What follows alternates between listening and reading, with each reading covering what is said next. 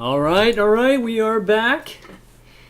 Back with the two Davids, or Gods or LD, for those of you just tuning in.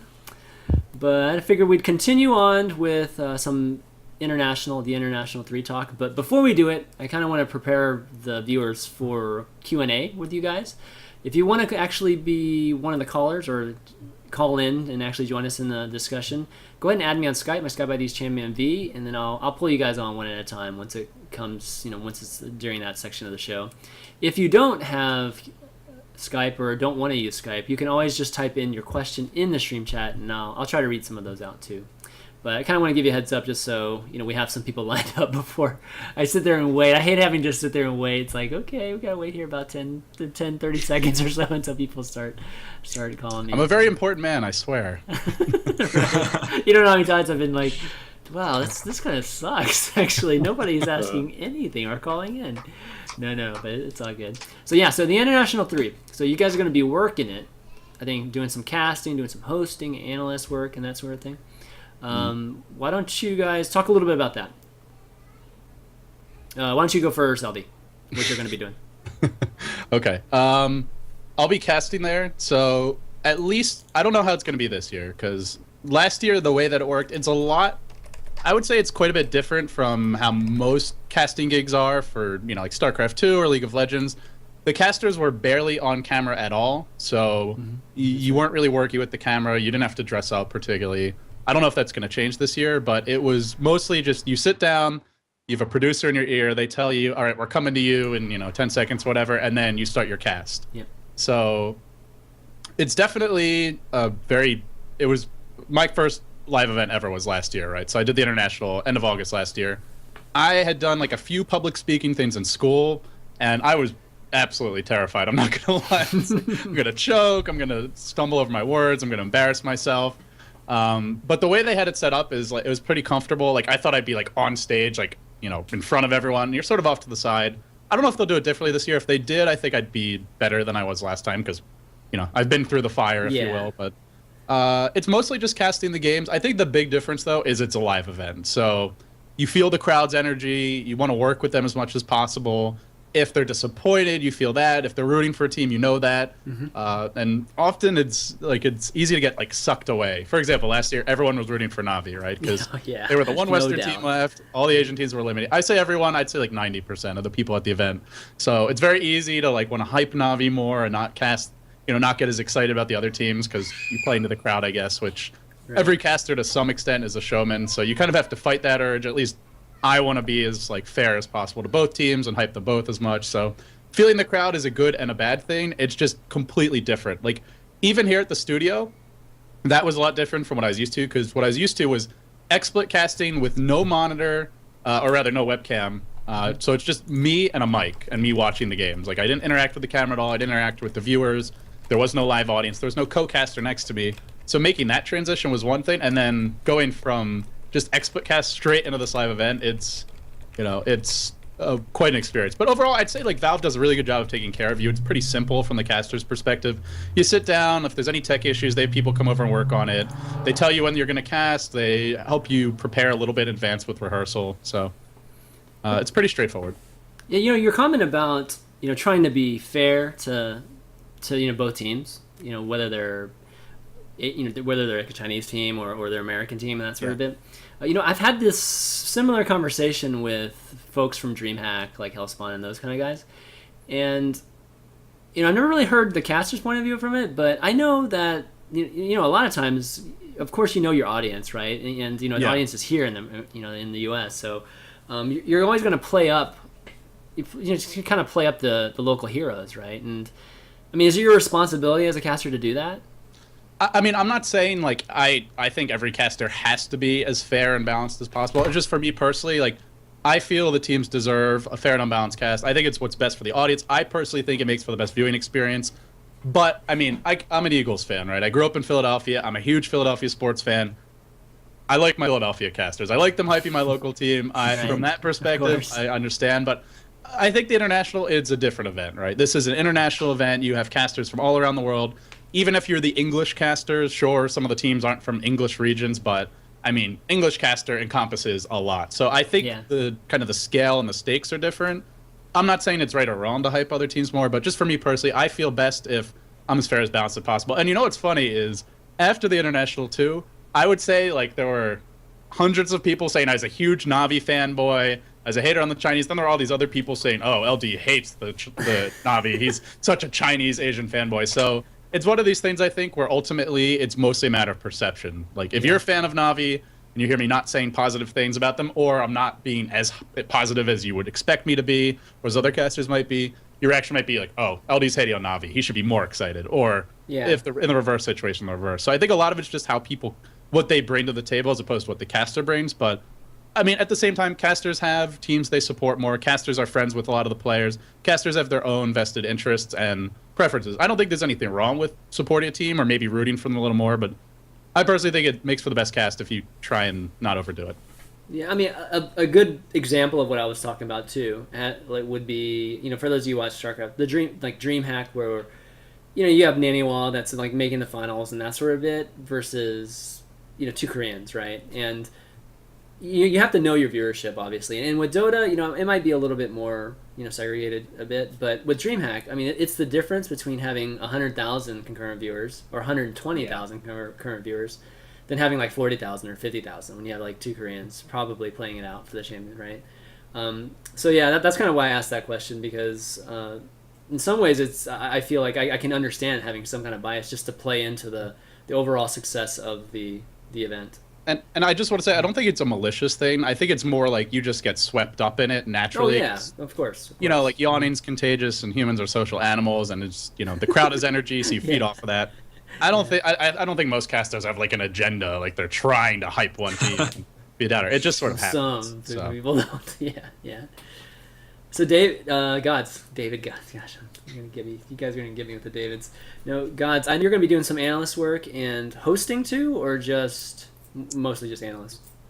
Mostly just analysts. The way it'll work same as last year, where we'll have the host desk, which is host desk, analyst desk, whatever you want to call it. Yeah. James Too Good will once again he's essentially the host, and then the rest of us are there as analysts, co-hosts, whatever you want to call it. Right. Bruno's there as your stats man, I guess you'd call him, not an analyst, whatever it may be. So there's the four of us, myself, James, Bruno, and Malk, who will all be on that host desk. And it's a similar thing I did last year, and it's kind of cool for me because for years I've been casting Dota.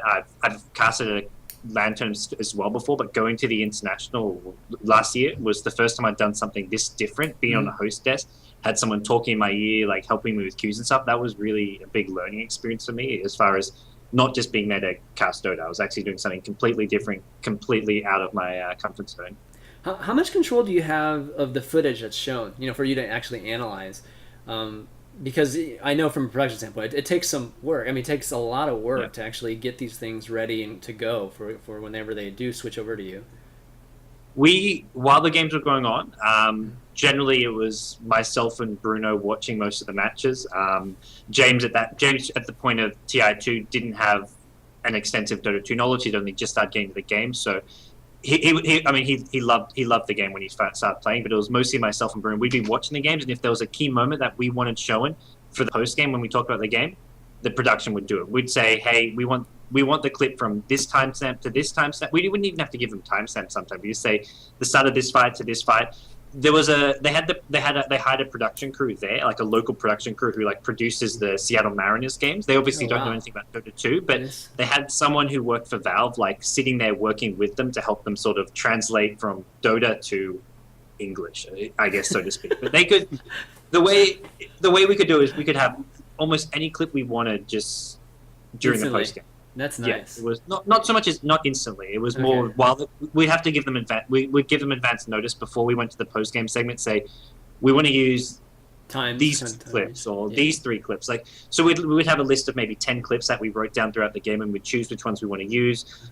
Bruno would also prepare a stat screen based on like maybe who he thought was the most influential player. So we'd have some stats for them, he'd write up the screen, which would then he'd send to the production people, and they'd make it look all nice. So. We had a lot of flexibility, which is just really cool that we could do so much and just find a way to make it sort of as engaging for the viewers as well, and not just be 4 people talking and discussing the game. Yeah, that's what's really cool about it. A lot of people take for granted all of that production side of it. Whether it's just the technology you guys have to use, or it's even just the people who are just like frantically trying to get it together, before it's time to air it, so there's no delays or anything like that. But really, really awesome. Why don't we talk about who you guys think are going to be the contenders, or maybe the dark horses in the tournament? Well, I think Navi's the obvious team that should be the favorites going into it. They didn't win the International 2, but they won the International 1. This similar core, it was all 4 of the same players. They had one new player, Arsart, replacing Art Style. Went really deep in the International 2. They're proven not just at the International, which is the highest stake event, but so many LAN events. They looked a little weak after they made a roster change. They replaced 2 players. They added Funnick as well as... what's his name? Kuroki as well. So they made a roster change. At first they were great, then they struggled for a while. Navi is one of these teams that doesn't always give 100%. They definitely mess around a lot, and you don't always see them at their best, but you got to figure they're going to bring it for TI3. They went to China. They won the Alienware Cup. They beat like every top Chinese team to do it. I remember they beat Tongfu, LGD. I forget if they played IG. I think they beat them in the playoffs, lost to them in the group stage. When they're at their best, they're pretty much unstoppable. So they have to be the favorites going in just based on recent performances, past track record. But after that, I think that's where things get really interesting. Okay, how about you guys? I don't even think Navi are as heavy a favorites as you suggest there. I think the playing field's very even between the top 4 or 5 teams, which is your Navi, LGD, DK, Alliance, and IG. I think those 5 teams are very, very even. I don't think you could even put Navi as a favorite above some of those other teams. Based on, I think recently the Western teams have shown that they're ahead of the Chinese teams as far as understanding of the current metagame. But come TI3, I think it would be foolish of the community and Western teams to underestimate these Chinese teams, which obviously Navi and Alliance are not going to be doing for a second. Yeah. I'm just saying, if they come and they play like they have been playing and they bring that level of game, I think they take the event. They've placed first in like their 4 last big events: D2L, the Defense, Alienware Cup, and there was one other one I'm forgetting. Obviously, EMS, was it? Or no, they didn't go to EMS this time. Alienware Cup? Yeah, no, I already mentioned that. Well, there's one other. I'm not saying that they're guaranteed to win because they're the favorites. I just think you can't not say they're the favorites based on recent results. Maybe not overwhelming favorites. It's not like I'd say you should bet $5 million on Navi. I'm not that confident they'll take the event. And I guess the other thing worth mentioning is it's such a cutthroat tournament, and just the way the format works, it's double elimination, which is not really that much margin for error when you get to the group, to the winner's bracket or the playoffs, wherever they end up. You can have a bad group stage, so you start in the lower bracket. Mm-hmm. If you start in the lower bracket from round 1, you have to win best of 1s. I think it's at least 2 or 3 rounds just to get to best of 3s. So I think there's a lot of margin for error. I disagree. There's so much margin for error. You have a group stage which... Right, but if you you finish last in your group, you're still in the tournament. If you go to DreamHack and you finish last in your group, you're not. If you finish last in your group at DreamHack, you're still in the tournament. This is the definition of margin for error. The international gives you all the margin for error in the world. For one thing, it's double elimination. For another thing, the group stage doesn't knock you out. This is the definition of margin for error. If you have a bad group stage, then there's no margin for error. That's what I'm saying. Okay. I'll agree there. What? But, you can finish last in your groups and you're still in the tournament? I didn't actually realize that. What kind of... Wow, what kind of format is that? You could go 0-14 in your group stage and still be in the tournament. Is there any other tournament that's like that? I can't think of anything. I don't think so. Yeah, okay. If you look at most professional sports that have a tournament structure like tennis, it's just straight single elim the entire way, right?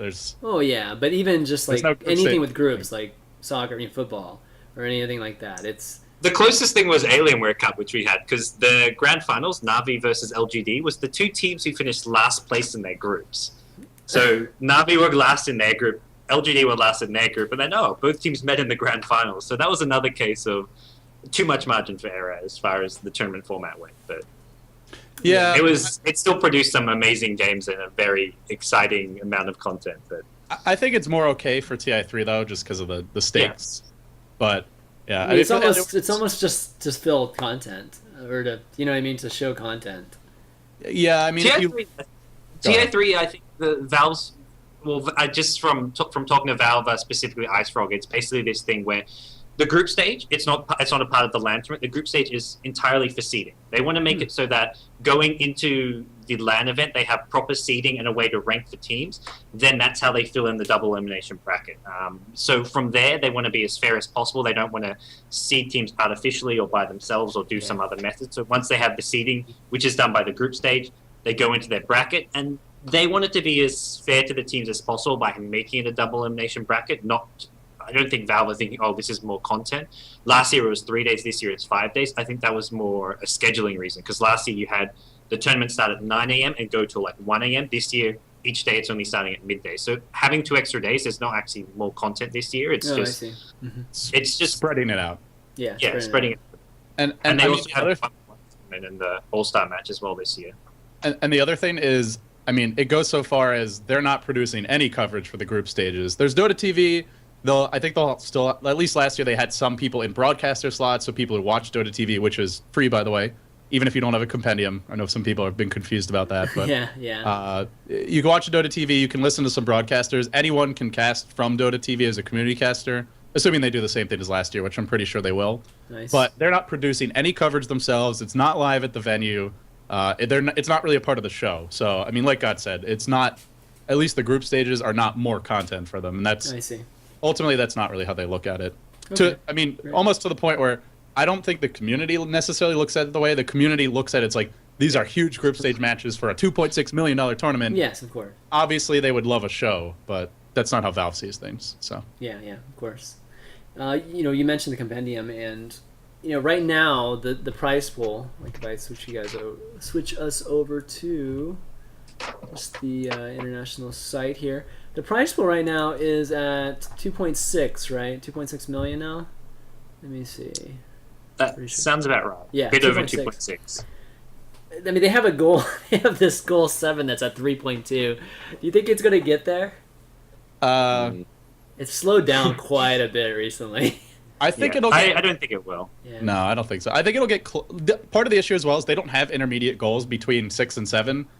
I mean, what's up with that? If they had like steps and interesting stuff, I think it would be a lot more likely they'd get there. But even so, what is it that they have to sell? 600,000 worth? 563,000 more. Yeah, so 600. That's crazy. Yeah, so they need $600,000 more prize money, which means they have to sell $2.4 million worth of compendiums. That's a lot of compendiums, man. That's a lot of compendiums. That's almost half the bar. So I don't know if it'll get there. I would like to see them add more goals anyway, just because I feel like, there's already been such a huge success. Hopefully they can just pay for the entire event off of this. Yeah. Because what if they added like over $1 million in prize money, which means that there's another $3 million that's left over, revenue roughly before whatever the costs are. The compendium. So hopefully they can pay for the whole event just with that, and I would hope they'll have some extra left over, or at least be close to covering their costs. If they could pay for the whole event with this, you know how amazing that it actually is. It's kind of cool. It's kind of cool because it goes back to we did a Kickstarter for our studio, but I mean this is it's on a Kickstarter, but it's crowdfunding in a different sense. I mean they're obviously providing a product that people are buying, but it's still a similar sense that it's the crowd, the community who are making this event possible. Yeah. No, they've definitely done a great job with it, and I wish we'd see more of this model in regards to the events. We don't see this. I mean, we've seen it with these campaigns for sponsors, like Pizza.gg and all that kind of stuff. But we. Oh God! Don't get us started on that campaign, Jesus. I had to save it for you guys, so Rich wasn't here, man. But no, but I wish more events would try out this type of thing because it's really cool. I mean, obviously, it has a lot to do with the publisher. They can offer things that are actually in game and really, really cool things like that. So it's another level with what Valve's doing with this, but it was definitely very innovative when they first did it. Was the last year the first year they did it? Did they do it for TI1 too? No. I don't even remember. Didn't have it for TI1 or TI2. Oh, didn't they have it for TI2? I thought they did it for TI2. They sold team pennants, so you could buy a pennant and then it'll show a count of people who have a pennant for each team in the game, so you can say how many fans there are of each team. Oh, okay. But I mean that was Yeah. I doubt they even made like more than maybe 100,000 off of that, if that. That's probably even high. Yeah, gotcha. The 'Cause big they're thing was also them for just they needed. I mean, they wanted to have something which is implemented into Dota 2 because buying the compendiums isn't really about giving $10 or $2.50 to the prize pool. It's actually about what you get. If you open up Dota 2 and go through the compendium, you could spend hours just having fun looking. Like you have fantasy. There's a fantasy league in there. You can win items by making predictions on the qualifiers on matches. So it's not really even. It's not even about donating to the prize pool. That's almost an after. Yeah, you actually get a afterthought. product out of it. Yeah, Yeah, true. it was one of the first things I've actually bought in the Dota 2 store because I don't really care much for the cosmetics. It's not that I don't want to support Valve or esports. I'm just like, well, I don't want to buy cosmetics for heroes. That doesn't give any value to me. But I saw the compendium and I bought it the very first day because I'm like, this is fully worth it just for all you get. So yeah, it's really cool how they've done that. And I think the past years it wasn't actually something ready that they could ship into Dota 2. It took them. I mean, they've been developing the game ongoing for years and years, so it was ready. It was something they were like ready to do this year, and they're like, okay, we can do it this year. I'm sure it'll be back next year with all kinds of new twists and reasons to give people reasons to keep on buying it. So when you said that, it's kind of funny because I'm actually looking and it just dawned on me, this whole 250 thing for every compendium and purchased. So we're talking about paying for the event. Are you talking about paying based on this 2.6 million number, or paying by this 2.6 million number times 4? If you know what I mean? Or because they're making how much is the compendium? It's like $10, right? So they've added how much is it? They've added about $1 million of prize pool, right? Yeah. It was 1.6 to begin with. 1.6 million to begin with, right? Yeah, so now it's a little over 1.6. So for each compendium, they're around $10. I think it varies based on your like local currency slightly, but around $10. So a quarter of that goes into the prize pool. So they've added $1 million. So then there's another. It's a total of $4 million in sales. So there's like $3 million left after the money they add to the prize pool that presumably goes to Valve. Right. I mean, obviously they're spending some resources developing this thing, but you got to imagine there it's just a fraction of how much they've sold. Yeah, gotcha. Yeah, that's crazy. That's crazy numbers, man. Crazy numbers. But all right, yeah, it's going to be what's first place right now? Jeez, where's the breakdown? That's actually one thing they haven't announced yet. They haven't said how they're going to use the money as far as like how they'll adjust the prize pool. Yeah. And there's also going to be a 1v1 tournament at the event, which they haven't said how much money will be allocated towards that. I imagine it'll be a pretty small amount, though. Yeah, for kind of this one-off type of event, I can't imagine them doing much for that. But okay, it's one of those things where the community is like having some debate about how should the money be spent. Should teams get should everyone be paid reasonably well? Should first place just get paid more, and you should like distribute the money the same way it was originally? Already, first place is getting $1 million, right? So that's pretty freaking good, but. I mean, I think it should just be distributed. The percentages should remain the same. It's just the overall pot. Well, the bottom 8 teams still prize money as it is. I mean, it's more a question of whether or not the bottom 8 teams should get prize money, and it's kind of debatable because teams don't actually qualify; they get invited. So a team who finishes last place at the international, it's really this: should they be receiving prize money? And sure, you get all this extra prize money, but if you finish last place, you only got there. But you earn your invite by your previous results, but getting prize money for finishing last place for a tournament you didn't even qualify for seems. I wouldn't agree with that. I don't think it should go to. I think you could give it teams finishing maybe I think it's 9th place to 12th place in the double elimination bracket. But I think the bottom 4 teams probably shouldn't receive prize money because all they did was attend. They didn't actually. Get matches. So I think it's something debatable. And Valve's already flying them there, putting them up. They have a vacation. They feed them. I mean, they're spending a lot of money already on these players. They get publicity for being there, too, guys. Yeah. You know what I mean? So they're gaining plenty for being there. So, it doesn't matter if the prize pool is $1,000 or it's $1 million. It should still be the same, like the way you handle it. I mean, ultimately, it's prize money, right? I think where the confusion comes in is a lot of people look at it as like, this should be Valve's way of kind of giving the players a salary and allowing them to sustain existence. But if you look at it from the perspective of it's prize money, you shouldn't earn a prize for finishing last, which 13th or 16th is last. I think you can if you qualify. If there's actual qualifiers for the tournament, then it's different because you want a qualifier to get there, and then every team who competes get something because they got there. But yeah, it's like it being an invite system. It's something different which doesn't exist. Like with LCS, with WCS, they don't have this. I mean, maybe the very first season they invited the top teams, but from like a season to season basis, there's a clear, distinct way that you qualify. With the international, it's very sort of, there's no clear cut rules as to what even gets invited. Yeah. Well, I mean, it's, I'm sure they'll do something that's very fair in the end. So it's a good problem to have. Yeah, it's a good problem to be trying to figure out ways to split up $2.6 million. Right.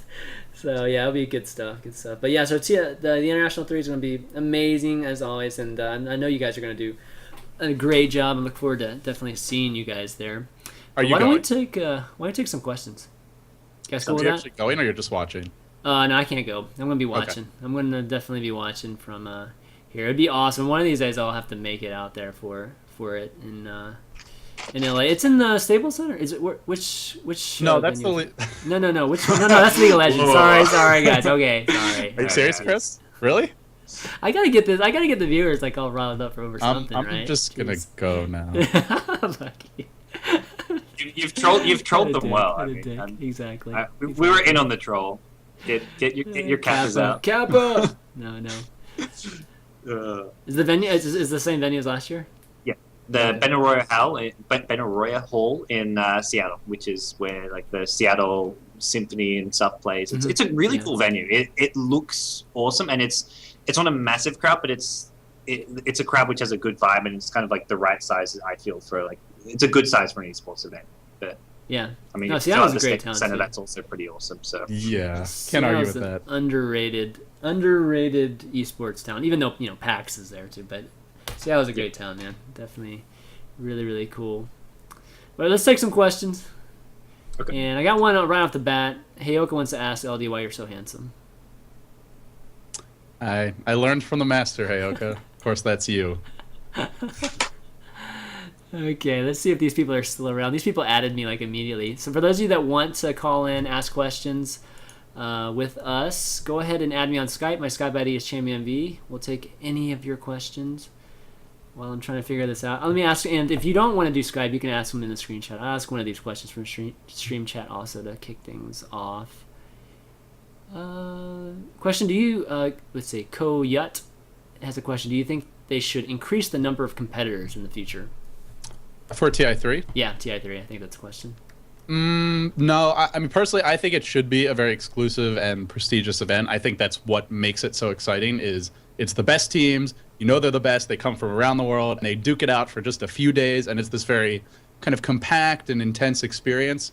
I think if you have too many teams at the event, you dilute that. Could they have more teams involved through qualifiers or something like that? I wouldn't necessarily be opposed to that, but that's where, then you get into like a Riot or Blizzard situation where Valve kind of runs the scene if they have like big qualifiers for every team that's attending, and I think they're kind of reluctant to do that. Yeah.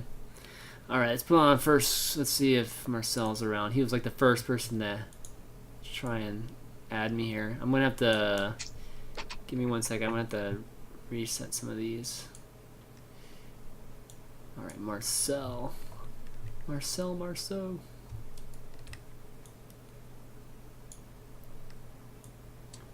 Marcel, you there? Hello? Hello? Hey, Marcel. Can you hear me? Yeah, I can hear you. Welcome to Climbing the Ladder, buddy. Hi. You got a question for any of us here? Yeah, I would like to hear your opinion about the fact that a Swedish TV channel decided to show the international on national TV. It's pretty awesome. It's pretty sweet. I think that sucks, actually. I hate Swedish TV. Yeah, I think it's great. I think it sucks that Sweden is just so much further ahead of the rest of the world as far as esports goes. Sweden is it's the place to be for esports, and it's kind of cool. It's just a great sign that other countries can learn that esports can become more mainstream and can really reach that big level. So it's really freaking awesome. Yeah, I agree. All right, Marcel, is that it? Yeah, that's all you got? Give you a chance. Give you a chance for another question too. Let me think. No, I can't think of anything. Okay, Sorry. it's okay. It's all good. Sorry to put you on the spot like that. Just figured that we had such short answers for that. Yeah, it's great. that's all You're we choking, Marcel. You're choking. All right, I'm buddy. just kidding. Thanks, man. Terrified by you. All right, take Yeah. care. Okay. All right. How do I remove him from the call now? This thing doesn't. This isn't the same as it used to be. Oh well. All right, so we got Gabriel or Gabriel. Gabriel or Gabriel? Shoot. Oh, hold on. The things are getting Now all I'm messed curious. Which one is it? up. I don't know. Oh, this is getting all messed up. I don't know what's. Oh, freaking Skype changed something on me. There we go. All right. Oh, he's not there. Yay. All right, well, let's go with Surge. I can't remove people from this call. This is crazy. What's going on here? Hold on. Maybe you didn't start the conversation. This may be LD who started. Oh, you know what it is. No, I know what I it is. definitely did. I was casting. No, you know what it is. I need to. It didn't used to be like this. I have to actually add some of these people. Okay, we'll get Sergio on here. Oh. Nice. You know Sergio? Yeah. Uh-oh. Oh, I know this Uh-oh, guy. is that bad? This guy. Hey guys, Hey, Sergio. Welcome to Climbing the Ladder. I've never seen it. Oh, dude, you guys, I'm in a Dota game right now and I just got yelled at. Hey guys. Hello, So sir. you got a question for us? Yes. All right, here we go. We're prepared. All right, I think I'm hearing myself twice just now. Oh yeah, the stream. Gotta mute the Yeah. stream. So, what heroes are you guys expecting to see? Surprise, like a surprise kind of. Just Oh crap! Sorry guys, I'm somehow balancing the Dota 2 with this. Anyways, what hero are you guys Oh my expecting to God. see played in the International 3? That's not really in the meta right now. Oh, that's not in the meta. Is it safe to say Morphling's not really in the meta? I think we'll see some play. He's sort of like on the cusp. You mean like totally off the wall heroes? Yes, yes. Or... All right, I gotta bring up my hero list. I just brought up my Dota 2 library. I think Fnatic are going to pull out Meepo. I think that's going to happen. I think the only way I don't mean to like go at Fnatic, but I think the only way they're going to pull off some upsets is by doing something like some Meepo picks or the Morphling. And the Morphlings worked out well. Well, didn't work out well for them, but could. I think Panda's kind of out of the meta. I think we could see some Panda as well. He hasn't been seen any picks really at all for months. Actually, like he was pretty top pick, and he hasn't really been changed. He just kind of fell off. Who else? What do you think about Necrolite? I'm God, not that sold on the hero hero, but fails every time I cast him. I swear to God. Like, yeah. I don't know. It's sad, just like days. everyone builds BKB. He can't really do anything against BKB heroes. He's kind of easy to gank. He needs a lot of farm. He doesn't use it as well as other heroes. He doesn't have an escape mechanism. I mean, he can work. It's just like I feel like he works best if there's no smoke of deceit in Dota and everyone agrees not to gank.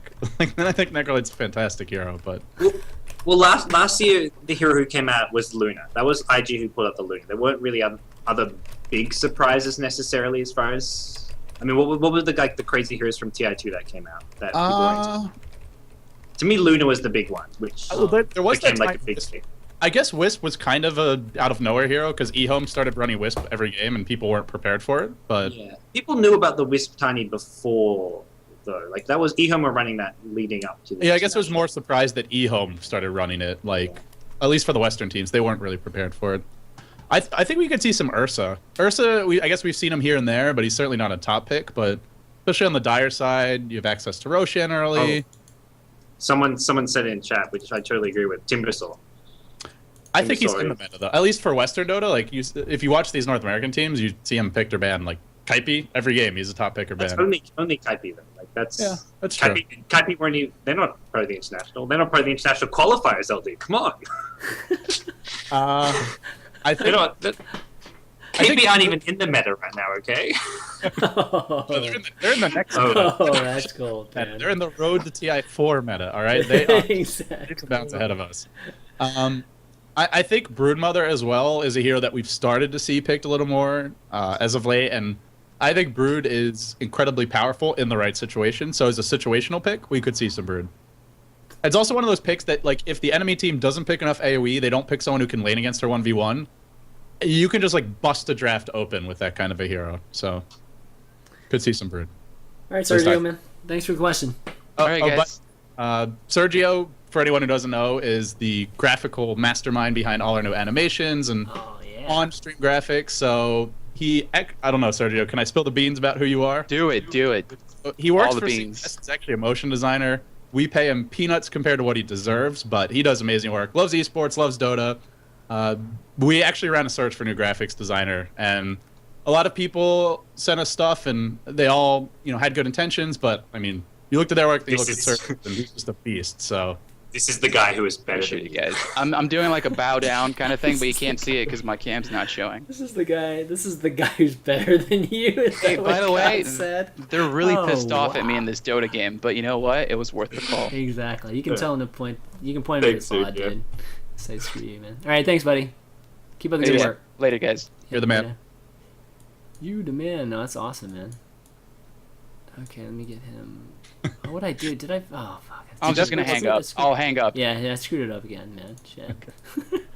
I unfollowed him instead of taking him out of the chat. Jeez, I'm such a noob for callers. Yeah, you use this every day. You think I've never been doing this for the first time or something? Shit. God, this is terrible. Oh my god. I'm thrown off. Alvaro, what's up? Hey. Hi. I said that right. Can you hear me? Yeah. Welcome to Climbing the Ladder. Oh, thank you.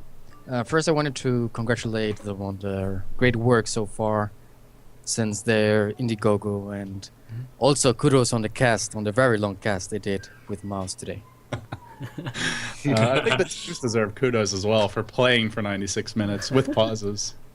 But thank you very much. Yeah, I have a very specific question. It's regarding some kind of complaints that have been going around in the community lately regarding the rebroadcasts actually from games going on Twitch TV. Some people see Twitch TV as a way for live streams, and it seems that the rebroadcasts are just taking viewers from upcoming broadcasters that want to grow in the community. Right. What are your thoughts on that? Well, from my perspective, people go watch what they want to watch. So if we're showing a rebroadcast and the content isn't good or it's not interesting or you're doing better content, they'll go watch yours. I mean, ultimately, there's a demand for it, and that's why we started doing the rebroadcast. Like, initially, we had the feature. We weren't even using it, and I think this went on for, I don't know, GoDz. You probably know better than me how long we had it, but it was like 3 or 4 months where we didn't really use it, and we had access to it, and people kept on saying, I can't watch these Asian Dota games because I'm on a North American time zone. I'm on a European time zone, or I have work. And the rebroadcasts have been something that the community requested a lot and that people watch. And if it's a boring game or it's teams people don't care about, if it's a tournament they don't care about, if people already saw it, they don't tune in. So I think ultimately it's something where it's not stealing viewers, it's people watch what they want to watch, and the rebroadcasts are something that some people want to watch. What do you mean by you had access to the feature? What do you mean? Well, meaning like our channel had the feature enabled, but we just weren't using it. Because it's a Twitch feature.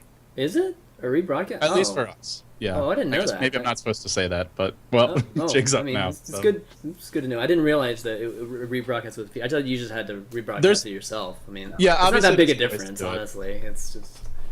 Yeah, I mean, like you can broadcast a VOD. I think there's someone who's working on like their own standalone solution, but yeah. Yeah, I understand I understand the answer, and it actually makes a lot of sense that people will watch what they want to watch. But some of the complaints don't go actually into the option of being able to see a match that was not very well scheduled for their time zone, but more of not having a special place, for example, in Twitch, where you can differentiate between live streams and not live streams. As to be able to actually choose between those live streams, let's say, give Shiver some kind of option to have more viewers. And if I really wanted to go into this rebroadcast of some match, I would just go into this special section. Yeah, I think that would be great. It's a good question. Mm-hmm. I mean, I think that's it's more something that Twitch would need to develop. I think, as it is, that most of the time, like our stream is always titled rebroadcast. I don't think people are confused as to whether or not. I mean, people will ask in chat maybe, but I think majority of people know it's a rebroadcast and recognize that when they watch it. But I think ultimately you have to look at Twitch as an online TV product. If you're watching TV, there's rebroadcasts of old shows on there as well. So I think in some ways it's just sort of Twitch moving towards a similar format where where not everything is going to be live. But I mean, it is up to Twitch though. It's not up to these guys to not rebroadcast their stuff. I mean, these guys should, they should rebroadcast their stuff. Why not, right? Yeah, of course. But it's up to Twitch as the tool for discovery to decide what is the best for all the broadcasters or all the content and that sort of thing. Because I remember having this type of feelings too. But in particular, it was TL at the time, TL.net, and it was MLG and all these big organizations, NASL, NLMLG, and all NESL and all those guys. They would rebroadcast their stuff not the whole day. They would have the live content, and then the rest of the day would be a rebroadcast, and they have feature placement and stuff like that, right? So it was kind of like, oh wow, there's not that much placement on TL to begin with. So I kind of went through that a little bit, just thinking that sort of thing. So yeah, it's up to them to figure out how to properly take care of everybody. Yeah, TL. I know TL actually has changed their policy recently. Like they won't feature. You can't do events for rebroadcast anymore. Yeah, you can't do that. Yep, that's right. It'll still show your stream in the featured streamers list, but I mean, I guess that would be hard for them to change. And ultimately, I think most people go to the events first. So yeah, I think that was kind of unfair and maybe an issue initially. But like God said, we're not trying to be deceptive. I mean, we put rebroadcast in the title. Yeah. When we're there, we're managing it. We say it's not live. So, and then the chat says, "Yes, this is live, you idiot," just to troll. Of course. I understand your position, and of course, it's not your fault or problem. Actually, it's just something that has been going around that maybe Twitch could integrate into their system right now, as to give the option for upcoming streamers to have more viewers. Yeah. But actually, that makes sense what you said. Okay. Thanks for a lot. the question, buddy. Yep. No problem. Bye. That's a good one. Good question. Oh shoot! I think I didn't start this call. That's probably why, but whatever. Everybody's cool with it. Next up, we got Carlos. We'll take I don't know, 3 or 4 more calls. How about that? Sound good? Okay. Sure. All right, see, we can wait for Alvaro to disappear here. Hold on. From my Skype. There we go. You're a brave man, giving your Skype out to all these people on Twitch. I know. Aren't I? I'm just the sucker. But everybody's good. Carlos, what's up, buddy? Who's that? Me, Mario. That's it? That's it? That's it? Okay, that's not bad. Okay. I was about to say, who's that handsome devil, but exactly. opportunity lost. Dave Waldron. He seems to be away. Maybe I'll wait on him. Death by Pepsi. Okay. That sounds like a good one. We can count how many legit calls. We got 2-1 so far. Hello? Hey, how's it going, man? Hey, it's going pretty good. How about yourself? Welcome to Climbing the Ladder. You got a question for us? Yeah, I have a question about moving forward in esports with professionalism. Oh, I can't hear anybody. Oh, we're not talking. Okay. Can you hear us? Yeah. Yeah. So professionalism. What do you like? Do you have any... Professionalism, like for GoDz, for example, we have a lot of studios like the Good Studio and Beyond the Summit, and they seem to be a little less professional, like as opposed to like StarCraft and League of Legends when it comes to their own coverage. I know the international is about as professional as it gets for a lot of things, but for all the little things, they do have a lot of I guess really crude humor going on. I was wondering what your thoughts are with that and the progression of esports into the future. I love it. It's a great question. I think the main thing for us and that we like to do is we want to cater towards our audience. And I mean, when 30-40% of our audience trolls on 4chan, I mean, you've got to sort of cater towards that. If you've got an ESPN audience, you do that professional type thing. For us, esports, I don't think making it like so that we're in suit and tie every day, so that we're treating everything as professionally, like super ESPN type professionalism. I think that's just going to bore viewers.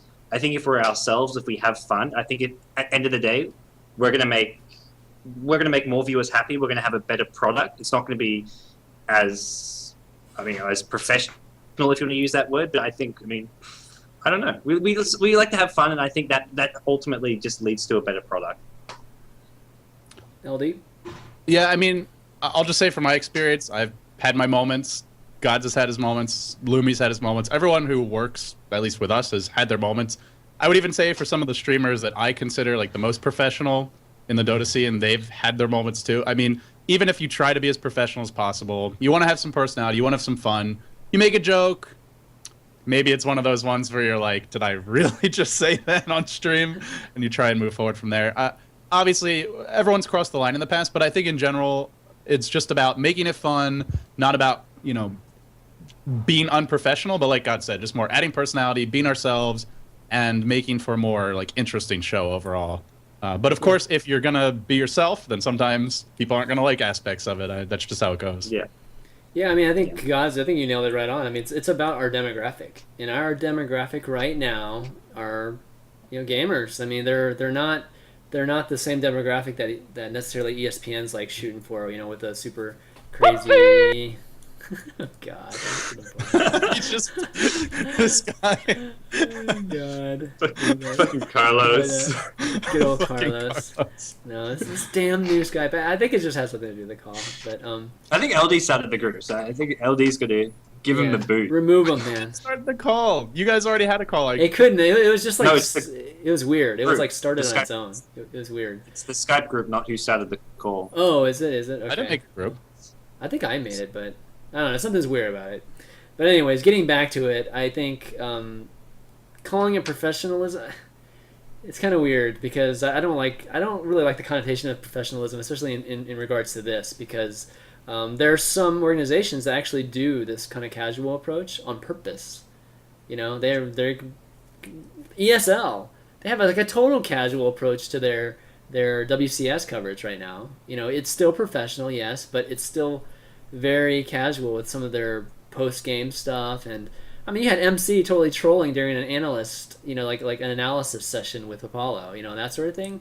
Yeah, and that's great. I mean, we love that stuff. I think the viewers for generally love that stuff. So, it's just all depends on the demographic that we're talking about. One day, maybe it'll be appropriate for us to have crazy suit and tie at every single event, every single show, every single thing like that. But right now is not the time, I don't think. Yeah, I mean, I think it's also just people having different definitions of professionalism. To me, professionalism is not necessarily your presentation, whether be it your physical appearance, what you're wearing, how you're speaking, your vocabulary, your jokes. To me, professionalism is, are you putting in the work to learn the game? Are you putting in the effort to learn the teams? Are you putting in an effort to make the best broadcast possible for your viewership? So I think the way that people define professionalism is where this issue comes up. Like, a lot of people who want the professionalism, they want it to look and feel a certain way. But, I mean, ultimately, obviously, you'll just have to trust me on this. I bust my ass every day to learn the teams. Even when I'm not casting, I'm probably watching someone else's games, or I'm playing, or I'm researching. So from that aspect, I would say I feel we're very professional, but obviously in the traditional sense, yeah. I mean, we make crude jokes, we make stupid comments, sometimes it's offensive, but for me, I think I just evaluate professionalism, like how seriously do you take your job, how hard do you work at it, how much are you trying to improve, and I think in that respect, I actually consider us very professional. All right, dude. That's just my perspective, though. Thanks for the question. Thanks for having me. All right. Okay, let's see. Who's the next lucky caller? Lucky caller that's going to be popping in every once in a while. Here we go. Jason Ray. Give me 1 second. Say bye to Pepsi. There we go. Jason Ray's got a blank profile screen. This should be interesting. Hi. Hey, Jason. I just want to say, first of all, I'm a huge fan of BTS, LD, and GoDz. I think that you guys are great commentators.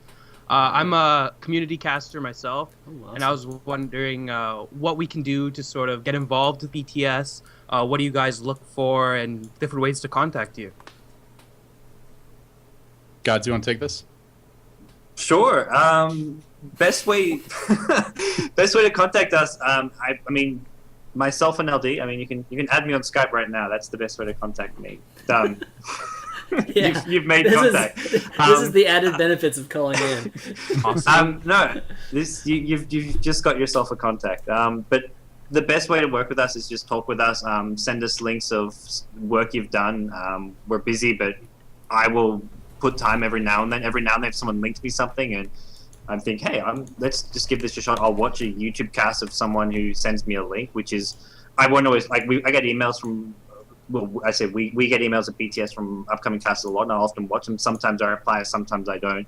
It's more just what we can manage. But absolutely, we're looking to get more casters involved where possible. I mean, that's where we have our second and third channel, which we sometimes outsource tournaments to because we're human. We have to sleep. So the best way you can look to contribute, I mean, is just sort of, I guess, to reach out to us, show us what you've done, and show us what you're capable of. Show us that you care about Dota 2. Yeah, thanks. That's exactly what I was looking for. Yeah, and I mean, I could speak on this a little more, I guess, because, like I said, we get a lot of people who contact us. I mean, we've had people who have contacted us in the past. We had this one guy where he emailed us. He said, I'm really serious about becoming a caster. Can you guys please take a look at my broadcast? This is an example of my work. An example of his work he gave me, he was apparently drunk when he was casting. It was awful audio quality. The mic sucked. The camera control was horrible. I mean, if you're not taking yourself seriously and it doesn't seem like you really are putting the time in, then obviously we're likely to, just ignore it. Yeah, exactly. Yeah, that makes sense. So don't be that guy, and that's a good start. Yeah, put the work at least. Put the work into what. Yeah, the very very beginning when you're actually trying to. I remember. I think I anything actually like replied to that. I actually replied to him as well, and he's like, "Oh, I'll send you a better cast." I'm like, "Well, you sent us this atrocity to begin with. Nothing against him, but yeah, well, everything against him. I don't know. Everything against him. All right, thanks, Jason. Thank you, guys. Thank you, Jason. All right, good stuff. Okay, I think this. How do you pronounce DAV? Dave or Dav? Dav? If it's just DAV, it's Dave. It's Dav and Dave. Dav? Okay. No, it's only Dave if there's an Let's E. add a third Dave to this call. How about that? All right. Oh, just DAV. Okay, yeah, I guess it's DAV. DAV. I got confused. Oh, brother. Here we go. Oh, brother. Alright, that makes more sense. Hey there, guys. Hey, Dave. How do you pronounce it, man? It's Dav, actually, yeah. Dav. It is Dav. Okay, Yeah. great. Welcome to Climbing the Ladder, man. Thanks very much. First of all, congrats, guys, on getting the studio sorted. Well done on that. I was curious about where we go with kind of bringing all of esports, not just Dota. I'm afraid I'm not a huge Dota fan. I'm sorry. But where do we go bringing all of esports to a bigger audience? Should we need to bring it to a bigger audience? I'm thinking specifically of how kind of Texas Hold'em poker blew up all over the world, where they started doing things like the whole cam to explain what guys were doing, and then they had the commentators explaining why playing a certain way was good and why certain hands were stronger. So, do we need to maybe think about the idea that the commentators are bringing the audience along, imagining that not all of the audience is as clued in as maybe the regular viewer is? I don't think you can do it for your everyday content because you lose the hardcore people, all the people who are already into the game and are established members of the audience. I mean, if you imagine you're, say, a football fan and they're explaining, for American football, they're explaining, what an offsides penalty is every single time it happens, or like every single penalty gets explained, that's going to bore and alienate the core audience. I think what you can do is what GomTV did. They had this, before the next on Starter League, they had like this educational show for the new people where they look to kind of bring them in and train them. But if you dumb down the everyday content too much, you lose the people that are already invested in the game. And ultimately, those people are the ones that grow the game. It's not casters, it's not teams, although they're a part of it. It's the everyday viewer who is passionate about the game and is like, hey, Mike, go play Dota. It's awesome. Come play with me. I'll teach you. That's really how the game grows. So I think you have to be careful about dumbing down the content too much on an everyday basis. Well, like for someone like me, I got into an esports scene via StarCraft. I used to play Quake many years ago, and I ran LAN parties and all sorts of stuff over the years in Ireland. But I came via StarCraft. I mean, I can look at a fighting game, for example, and I understand what's happening. But I found initially when I looked at League and now even Dota, I find it quite off-putting because I don't really know what's going on. I can see that there's some frantic action going on, and I mean I know enough about what I'm looking at on the screen to be able to say, yeah, there's something serious happening here. But when you hear the casters saying, "Oh, wow, that was a great play," he did whatever, you don't know why he's done it. If maybe, I don't know, it's another thing. Again, I refer back to the poker guys. It was something they would just flash a little info thing on screen to say, this play means this, or you know, they've used a jargon or a slang term, and they flash up a little explanation as to what that means. So, like, you know, even hearing terms like, oh, he's in the mid, or he's the carry, or he's the whatever, just something that explains what that is for someone like me who's I'm kind of enthusiastic about esports, but I'm very casual about Dota. You know. Yeah. I think the thing you're describing where you start watching it is that's exactly why I don't think, especially Dota 2 or League of Legends, will ever really make it into mainstream media attention, because I think that's a serious issue, a serious barrier of entry for new players or for casual viewers of just TV in general, maybe even just like poker viewers who maybe want to try watch video games. I think it's something which will stop viewers from watching, whereas the same viewers maybe will watch a fighting game, or they maybe will watch an FPS, because it's a lot easier to understand the goals. If you're watching Counter-Strike for the first time ever, it's incredibly easy to explain. And poker is obviously a very complicated game, but it's easy to sort of break down these difficult concepts into bite-sized pieces. I think with Dota 2 it's a lot harder to do. You can give definitions to different words, like different lanes, different roles and stuff, but ultimately if you don't know all the different heroes, if you don't know the abilities, you're not going to understand what's going on. The commentators are going to be talking fast. They're going to be saying such and such hero just used this ability, they just did this little trick with their jukes, and you can't really, it's not feasible to explain every little thing going on. It's just not possible. So ultimately I don't think it will ever reach a mainstream media because of that, whereas poker or maybe even FPS games is a lot more accessible because it's easy to understand and comprehend without that extra knowledge. Yeah, we've had this discussion on the show too. Just accessibility is the biggest thing, and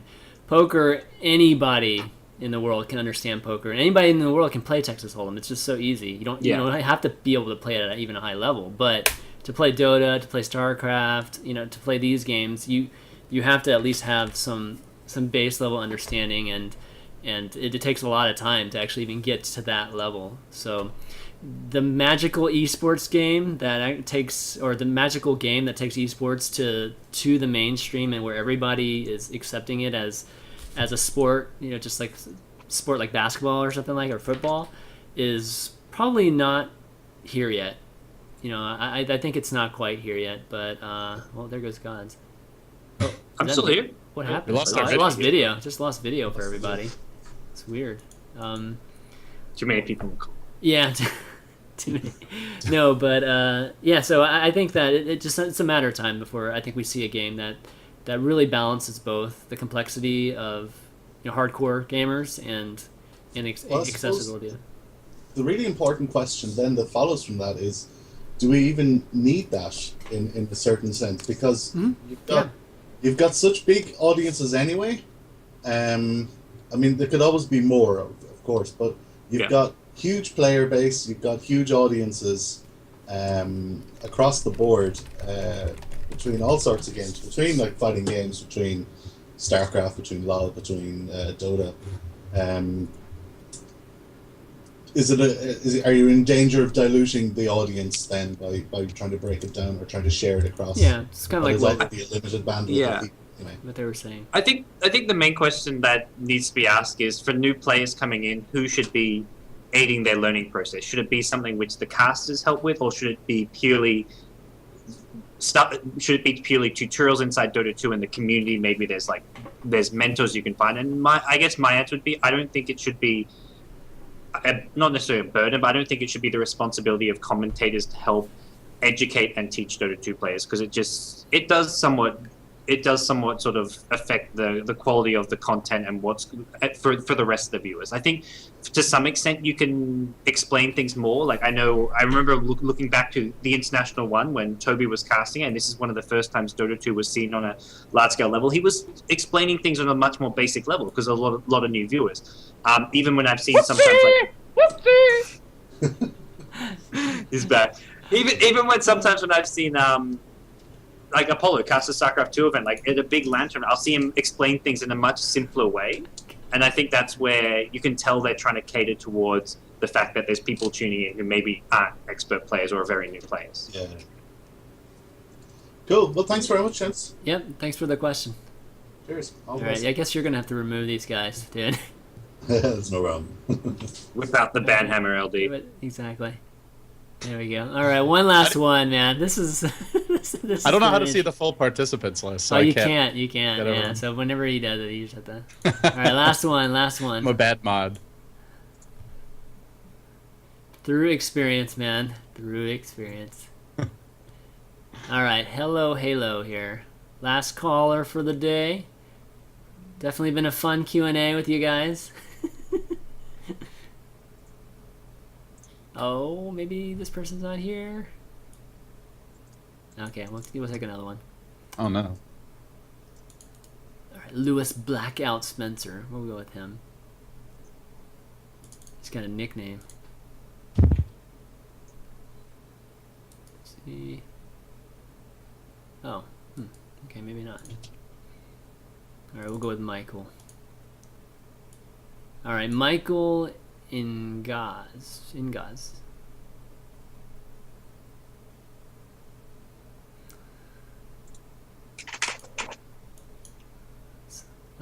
What's going on, guys? Guys. All right, another one. Pick up the phone. Pick up the phone. Some of these people have been waiting for a long time, so. All right, Linus. We'll go with Linus here. Once Michael's gone from the list here, we're gonna have like 20 people on this Skype combo here. Yeah, this will be fun. I hope you wanted to make your Skype buddies public to everybody. Yeah. Really excited about that. Shit. I actually streamed my Skype by accident a couple of weeks ago because I was producing for myself, so I could then the producer desk is far away from the cast where the casters are, so I was just like, screw it, I'll just alt tab and fix the Skype call. Showed my Skype. Here we go again. Here we go again. Get him, remove him. There we go. We got him. LD's on there. Oh, he's still here. What's going on? Can you not remove him? I did. You keep on adding him. No, I don't Marco add Soto. him. Well, it says you added him. Really? What is this Skype call? Why didn't you just make Dude, it? what the fuck? Well, I did make it, but then something crazy happened, I think, and... No, Yeah. I made the convo initially when I added you in GoDz, then you just added John, apparently. Oh, okay. Lazy, Oh, maybe lazy that's Chris. what happened. Oh, I should have just created from scratch. Oh, yeah, you're right. But not like, I caused my own headache today. Jeez. it's all you. It's all me. It's all me. Gosh, we're gonna get a last caller here. I'm telling you. If we don't, then Put us out of our misery, guys. Someone pick yeah, up. somebody pick up. Somebody pick up. All right, Dorian's next. All right, here we go. T minus. I know he's a regular. T minus is gonna be calling in. All right, Linus, wait for you to go away. John Clark equals Carlos. That'd be hilarious. Here we go. T minus. Oh, there you go. Hey, buddy, you there? Oh, He's come here, on. he's not Come talking on. Surely you're here. T, where are you?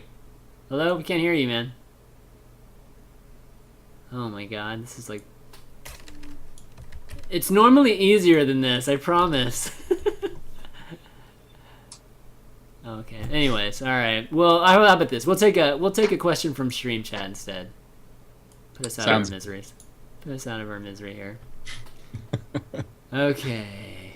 Do you think Valve should send invites later in the year, closer to TI3, to ensure that we get the strongest teams at the time?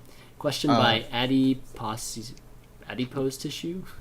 They really can't, because one of the main reasons they do it is it takes a while for teams to get visas, secure their flights, make sure they can get here. Like, it would be fine for the North American teams, but even for some of the Eastern European ones, and then definitely the Chinese team, some of the other Asian teams, it wouldn't really be feasible.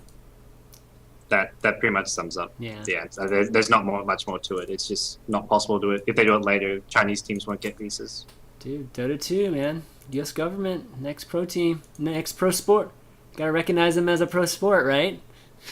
I mean, Yeah. I think it's like even if you get those visas, it's also getting them expedited, which is kind of Oh, that's true. Yeah. interesting. I don't know. I'm not a visa lawyer or anything like that, but I imagine Riot plans those things fairly far in advance too. Yeah, yeah. No, visas are a little unpredictable too, as to how fast you get them. You know. As we've been finding. Yeah, yeah, that's true. That's true. Those Australians, man, they're just corrupting the U.S. society, is what it is, man. Look at it, Gus doesn't even react. I mean, what is this? All right, fellas. Well, why don't we wrap?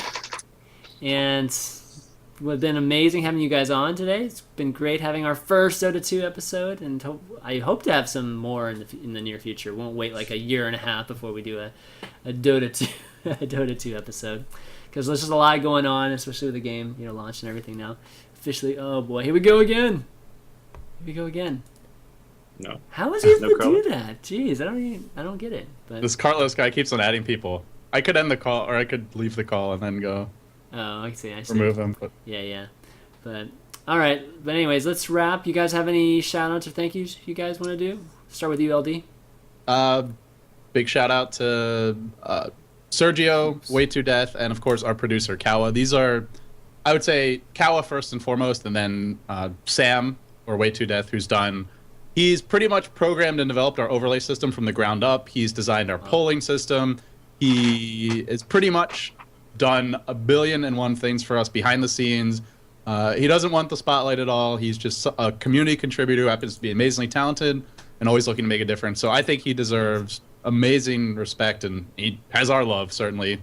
The guy's a full-time job, too, and he still finds the time to help us. Without him, a lot of our production values, people like to hashtag it, wouldn't be possible. Sergio for his great work on the art stuff, and then Kawa for putting up with me, putting up with us, I guess, and producing for us. So he's done a lot of great video content, and hopefully he'll do more in the future. And hi, Mom. Hi, Dad. I love you. They're not watching, but I'll tell them They're later. not watching. Come on. You can watch the VOD.